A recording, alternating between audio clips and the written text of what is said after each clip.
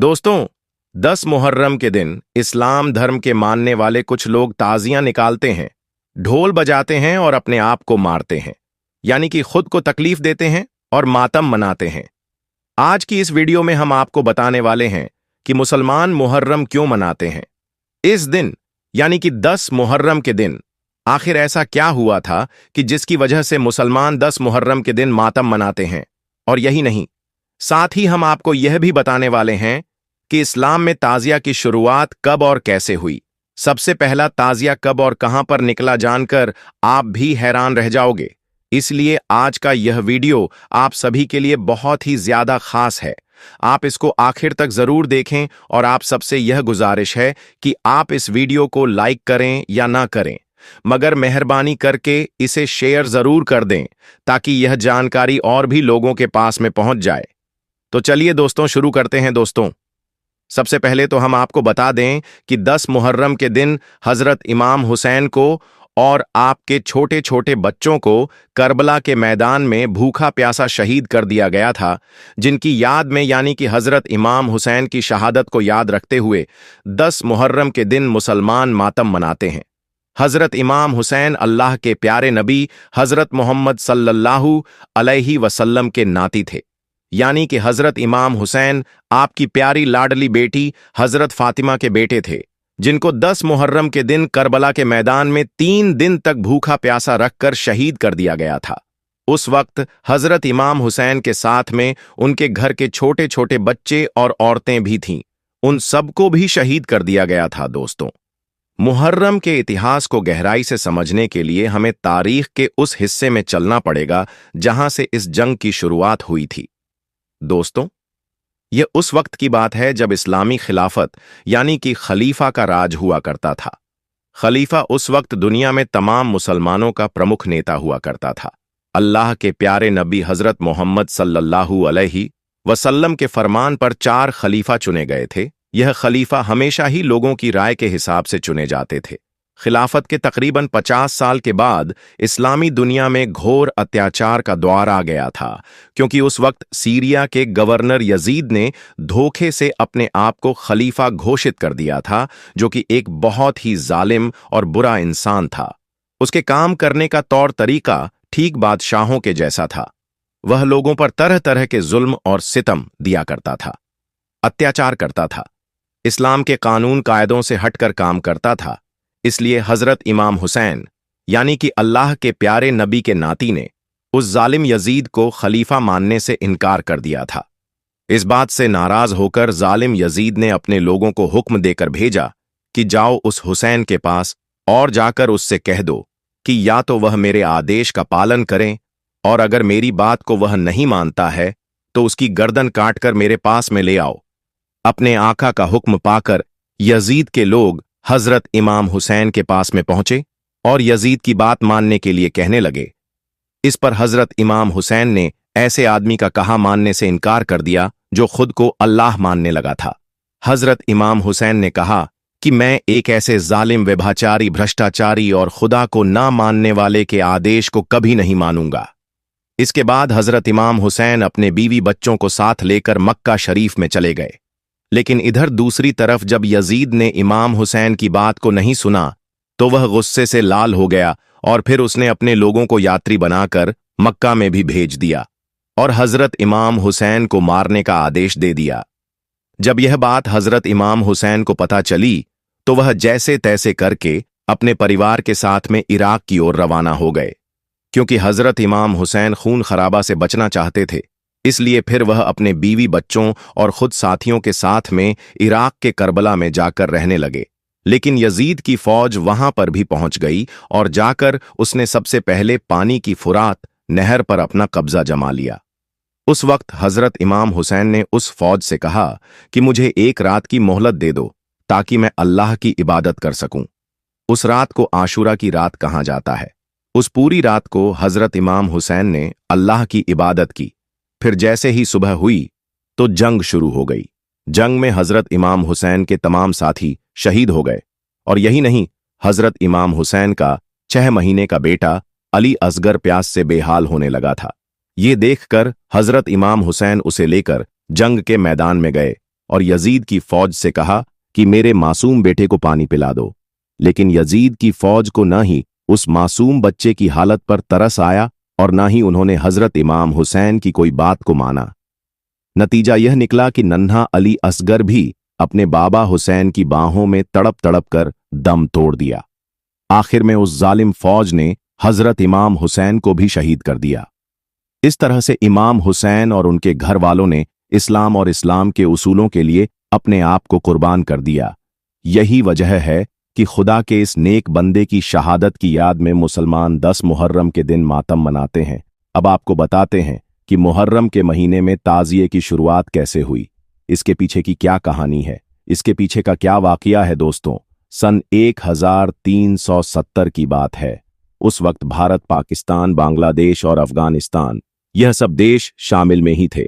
यानी कि यह उस वक्त की 1370 की बात है। बात है जब भारत एक विशाल देश हुआ करता था। उस वक्त भारत में तैमूर लंग नाम के एक राजा की हुकूमत हुआ करती थी।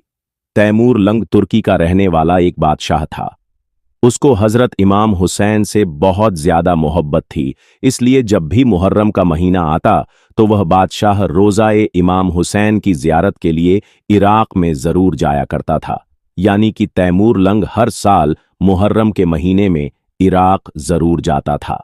लेकिन एक बार ऐसा हुआ कि तैमूर लंग सख्त बीमार पड़ गया और वह इतना ज्यादा बीमार हो गया कि वह उठकर चलने फिरने के लायक भी न बचा। बड़े बड़े हकीमों ने और तबीबों ने उसका खूब इलाज किया, लेकिन उसकी बीमारी का कुछ भी इलाज न हो सका।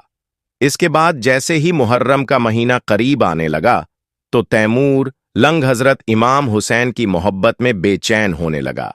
वो इराक जाने के लिए तड़पने लगा, लेकिन इस बार वह इस हालत में नहीं था कि वह रोज़ा इमाम हुसैन की जियारत करने के लिए इराक में जा सके, क्योंकि हकीम और तबीब ने उसको सफर के लिए मना कर दिया था। यह देखकर तैमूर लंग अपने बिस्तर पर पड़ा पड़ा परेशान रहने लगा। उस वक्त तैमूर लंग का एक खास मंत्री था जो कि सिया समुदाय से था। वह सबसे खास मंत्रियों में से एक मंत्री था।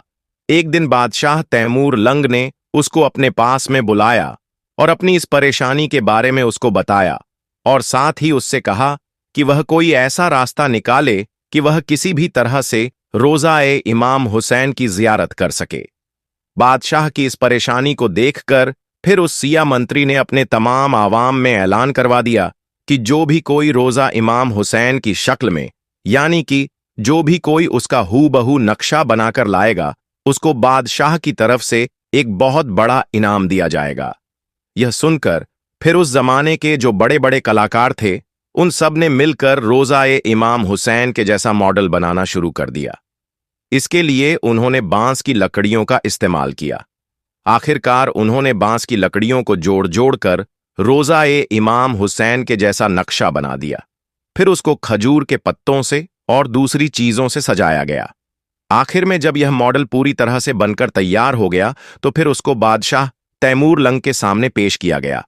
रोज़ा-ए इमाम हुसैन का मॉडल देखकर बादशाह बहुत खुश हुआ, इसलिए फिर बादशाह ने उन कलाकारों को बहुत सारा इनाम दिया।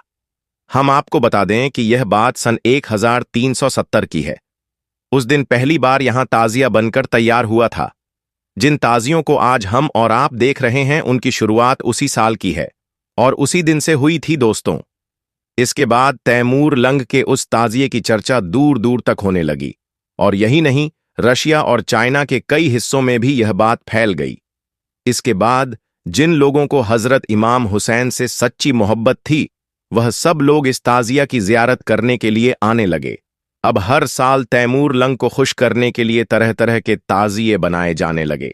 मगर हम आपको बता दें कि तैमूर लंग का यह काम ज्यादा दिनों तक नहीं चल सका, क्योंकि एक दिन अचानक ही बादशाह की मौत हो गई।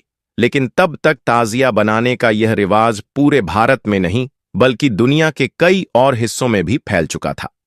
इसके बाद धीरे धीरे भारत का बंटवारा होने लगा। भारत, पाकिस्तान, बांग्लादेश और अफगानिस्तान, यह सब देश अलग अलग हो गए, मगर ताजिया बनाने का रिवाज वैसे ही चलता रहा। यही वजह है कि इन देशों में आज भी मुहर्रम के महीने में ताजिया बड़ी धूमधाम के साथ में निकाला जाता है। हम आपको बता दें कि ताजिया निकालने का यह रिवाज भारत से ही शुरू हुआ था। इसलिए आज भी यह रिवाज भारत के आसपास में फैला हुआ है, यानी कि इन्हीं देशों में सिर्फ यह ताजिया निकाला जाता है। इसके अलावा सऊदी अरब समेत किसी भी इस्लामिक देश में यह ताजिया नहीं निकाला जाता है। उम्मीद करता हूं कि आज की हमारी यह जानकारी आपको पसंद आई होगी। दोस्तों, मोहम्मद सल्लल्लाहु अलैहि वसल्लम ने आखिरी नमाज जो आप सल्लल्लाहु अलैहि वसल्लम ने पढ़ाई मगरिब की नमाज थी जुमेरात के दिन ईशा का वक्त, जब आपके सहाबा इकराम अर्ज करने लगे कि या अल्लाह के नबी नमाज का वक्त हो चुका है। प्यारे दोस्तों, आप सल्लल्लाहु अलैहि वसल्लम के ऊपर कमजोरी आई थी। आपने गुस्ल किया, आपने उठने की कोशिश की, लेकिन बेहोश होकर गिर गए। फिर होश आया। आपने पूछा, क्या तुम लोगों ने नमाज पढ़ ली? लोगों ने कहा कि ए अल्लाह के रसूल, हम तो आपका इंतजार कर रहे हैं, अभी इमामत नहीं हुई, अभी नमाज खड़ी नहीं हुई। आपने फिर गुस्ल किया, फिर आप खड़े होने की कोशिश करने लगे, फिर आप बेहोश हो गए। 3 मर्तबा ऐसा हुआ। आप समझ गए कि अब मस्जिद में जाने की हालत में नहीं है, अब नमाज के लिए खड़े होने की ताकत मेरी नहीं है। आप सल्लल्लाहु अलैहि वसल्लम ने फरमाया कि ऐ लोगों, अब्बू बकर से कहो कि वो लोगों को मेरी जगह नमाज पढ़ाए। हजरत आयशा फरमाती है कि मेरे दिल में यह ख्याल आया कि मेरे बाप हजरत अब्बू बकर सिद्दीक अगर रसूल की जगह खड़े होंगे और रसूल अल्लाह के जो आसार नजर आ रहे हैं, ऐसा लग रहा है कि आप दुनिया में ज्यादा वक्त नहीं गुजारेंगे। मुझे ऐसा महसूस हुआ कि मेरे वालिद रसूल अल्लाह की जगह मुसल्ले पर खड़े होंगे, तो कल हो सकता है कि मेरे वालिद के बारे में अच्छा महसूस ना किया जाए। तो मैंने मेरे वालिद के लिए माजरत करने की कोशिश की। मैंने कहा कि या रसूल अल्लाह, मेरे वालिद अब्बू बकर सिद्दीक बड़े नरम दिल हैं, अगर मुसल्ले पर खड़े होंगे तो अपने जज्बात पर काबू नहीं कर पाएंगे, वह रोने लगेंगे, वह नमाज नहीं पढ़ा पाएंगे। या रसूल अल्लाह, यह जिम्मेदारी किसी और को दे दीजिए। हजरत आयशा रजियल्लाहु ताला अन्हा ने माजरत पेश की अपने वालिद की तरफ से, मगर नबी पाक ने अटल फैसला करते हुए कहा, नहीं जाओ और अब्बू बकर से कहो कि वह लोगों को नमाज पढ़ाएं। इसलिए अल्लाह के रसूल सल्लल्लाहु अलैहि वसल्लम की वफात के बाद जब सहाबा इकराम की इस बात पर बहस हुई, इस बात पर डिस्कशन हुआ कि रसूल अल्लाह सल्लल्लाहु अलैहि वसल्लम के बाद खलीफा कौन होगा, रसूल के बाद कौन होगा जो लोगों की इमामत करेगा, तो हजरत उमर रजियल्लाहु ताला अन्हु ने फरमाया कि हमारी सबसे अजीब इबादत है नमाज, और नमाज के लिए सबसे अफजल इबादत के लिए रसूल अल्लाह सल्लल्लाहु अलैहि वसल्लम ने जिसको इमाम चुना है, हुजूर सल्लल्लाहु अलैहि वसल्लम ने जिसको दीन का इमाम चुना है, उसे आपने दुनिया का इमाम भी चुना है, हम उसको अपना खलीफा मानते हैं। प्यारे दोस्तों, आज हमारे कुछ भाई यह नारा लगाते हैं कि अल्लाह के रसूल के बाद खलीफा हजरत अली है। बेशक अली का मकाम अपनी जगह पर है, अली का मर्तबा अपनी जगह है, मगर रसूल करीम के खलीफा हजरत अब्बू बकर सिद्दीक का, और यह रसूल ने क्लियर तो नहीं कहा, मगर सिंपल हिंट दे दी, मगर इशारे दे दिया कि अगर मेरे बाद कोई खलीफा होगा तो हजरत अब्बू बकर सिद्दीक है। प्यारे दोस्तों, एक औरत अल्लाह के रसूल सल्लल्लाहु अलैहि वसल्लम के पास आती है, विरासत का मसला पूछती है। नबी करीम सल्लल्लाहु अलैहि वसल्लम उसको मसले का हल बताते हैं। उसके बाद अल्लाह के रसूल सल्लल्लाहु अलैहि वसल्लम उस औरत से कहते हैं कि ऐ खातून, आइंदा कभी तुम यहां पर आओ और अगर मुझसे मुलाकात ना हो, मेरा इंतकाल हो जाए, मैं दुनिया से चला जाऊं, तो फिर तुम अब्बू बकर सिद्दीक के पास जाना, तो उससे अपना मसला पूछना, उनके सामने अपना मसला रखना। नबी करीम ने इशारा दे दिया कि मेरे बाद मुसलमानों के लायक अगर कोई है तो अब्बू बकर सिद्दीक है। इसके बाद जुमेरात को ईशा की नमाज हजरत अब्बू बकर सिद्दीक ने पढ़ाई, और उसके बाद अल्लाह के रसूल की जिंदगी में 17 वक्त की नमाज हजरत अब्बू बकर सिद्दीक ने पढ़ाई। एतवार का दिन आया, वफात के 1 दिन पहले अल्लाह के रसूल ने अपने गुलामों को आजाद किया। आपके घर में 7 दीनार रखे हुए थे, उस 7 दीनार को आपने खैरात किया। आपके पास जो हथियार था, जो तलवारें वगैरह थीं, वह आपने मुसलमानों को दे दी।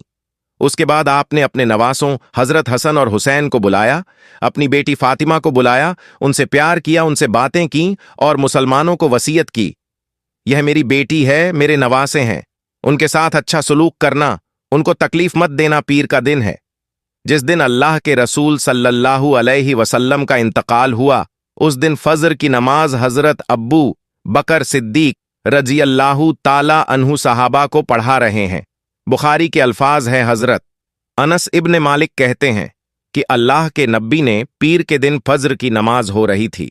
अब्बू बकर लोगों को नमाज पढ़ा रहे थे। अल्लाह के रसूल को थोड़ा आराम महसूस हुआ। आप अपने हुजरे के दरवाजे पर आए, आपने पर्दा हटाया, आपने देखा कि अब्बू बकर लोगों को नमाज पढ़ा रहे हैं, मेरे सहाबा नमाज पढ़ रहे हैं। नबी करीम सल्लल्लाहु अलैहि वसल्लम के चेहरे पर मुस्कुराहट फैल गई।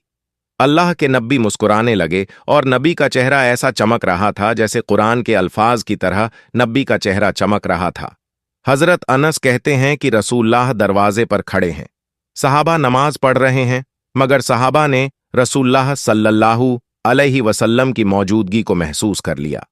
रसूल अल्लाह सल्लल्लाहु अलैहि वसल्लम के दरवाजे पर आने को महसूस कर लिया और हमें यह डर हुआ कि मारे खुशी के कहीं हम नमाज तोड़ ना दें, कहीं हमारी नमाज खराब ना हो जाए। और जैसे ही हजरत अब्बू बकर सिद्दीक को यह महसूस हुआ कि अल्लाह के रसूल दरवाजे पर आ रहे हैं, हजरत अब्बू बकर सिद्दीक फौरन समझ गए और पीछे हटने लगे। अल्लाह के रसूल हाथ से इशारा किया, नमाज को तुम जारी रखो, तुम पीछे मत हटो। हजरत सिद्दीक ने नमाज पढ़ाई और अल्लाह के रसूल ने पर्दा गिरा दिया और वापस अंदर चले गए। हजरत अनस कहते हैं कि यह आखिरी नजर थी जो हमने अल्लाह के रसूल को देखा था।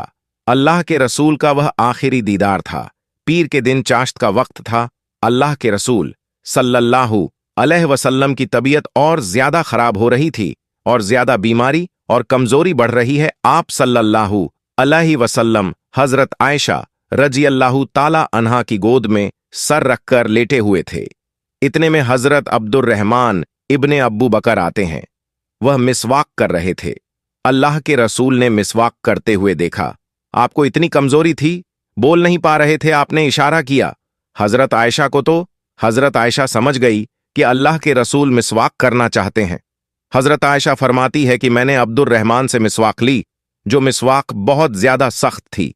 मैंने अपने दांतों से मिसवाक को नरम किया और अल्लाह के रसूल सल्लल्लाहु अलैहि वसल्लम ने उस मिसवाक को लेकर मिसवाक किया। हजरत आयशा फरमाती है कि इतना अच्छा किया जैसे आप सेहतमंद रहते हुए करते थे, उतनी ही बेहतरीन तरीके से आपने मिसवाक किया। हजरत आयशा अपनी फजीलत बयान करते हुए यह कहती है कि अल्लाह के रसूल का इंतकाल पीर के दिन हुआ और मेरी बारी वाले दिन हुआ। जिस दिन मेरी बारी थी, अल्लाह के रसूल हफ्ते में पीर के दिन मेरे घर में आते थे। रसूल अल्लाह का जब इंतकाल हुआ वह पीर का दिन था, और जब रसूल अल्लाह का इंतकाल हुआ तो रसूल अल्लाह का सर मेरे पेट और हलक के बीच में था। रसूल करीम मेरे गोद में मेरे सीने पर सर रखकर लेटे हुए थे। आखिरी वक्त में मैंने मिसवाक को अपने दांतों से नरम किया था। उसमें मेरा लुआब और रसूल अल्लाह सल्लल्लाहु अलैहि वसल्लम का लुआब मिल गया था। यह अल्लाह के रसूल और हजरत आयशा की मोहब्बत थी।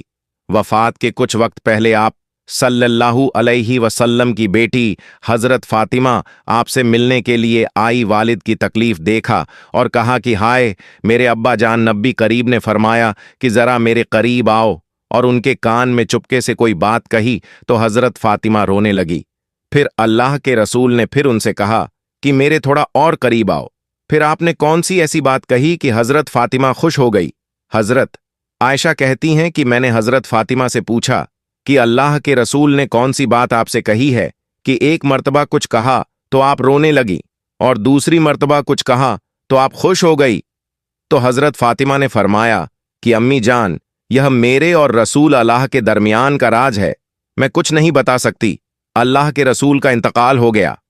आपकी वफात के बाद अम्मा आयशा ने हजरत फातिमा से पूछा कि बेटी, अब बताओ, अब तो अल्लाह के रसूल दुनिया से चले गए, वह कौन सी बात थी, वह कौन सी राज की बात थी जो नबी करीम ने तुम्हारे कान में कही थी और तुम रोने लगे थे, और फिर दोबारा कहा तो तुम हंसने लगी थी। तो हजरत फातिमा ने कहा, अम्मी जान, पहली मर्तबा रसूल अल्लाह सल्लल्लाहु अलैहि वसल्लम ने मेरे कान में कहा था, ऐ मेरी बेटी, मेरे वफात का वक्त करीब आ चुका है, अब मैं तुमसे रुखसत होने वाला हूं, अब मैं तुमसे जुदा होने वाला हूं। यह सुनकर मैं रोने लगी। फिर नबी करीम सल्लल्लाहु अलैहि वसल्लम ने मेरे कान में कहा कि ऐ फातिमा, सबसे पहले मेरे अहले बैत में, सबसे पहले मेरे घर वालों में, सबसे पहले मेरे खानदान में, सबसे पहले तुम मुझसे मिलोगी, सबसे पहले तुम मेरे पास आओगी। आपने हजरत फातिमा के कान में यह भी कहा कि ऐ फातिमा, क्या तुम इस पर राजी नहीं हो कि तुम तमाम जन्नती औरतों की सरदार होगी, तमाम मोमिन औरतों की सरदार होगी? नबी करीब सल्लल्लाहु अलैहि वसल्लम ने जब यह बात हजरत फातिमा से बयान की तो वह खुश हो गई और उनके चेहरे पर मुस्कुराहट आ गई। नबी करीम सल्लल्लाहु अलैहि वसल्लम के इंतकाल के 6 महीने के बाद हजरत फातिमा का इंतकाल हो गया। दोस्तों, वीडियो को लाइक करें और अपने दोस्तों में भी शेयर करें और हमारे चैनल को सब्सक्राइब करके घंटा दबा दें। अस्सलामु अलैकुम। अल्लाह हाफिज।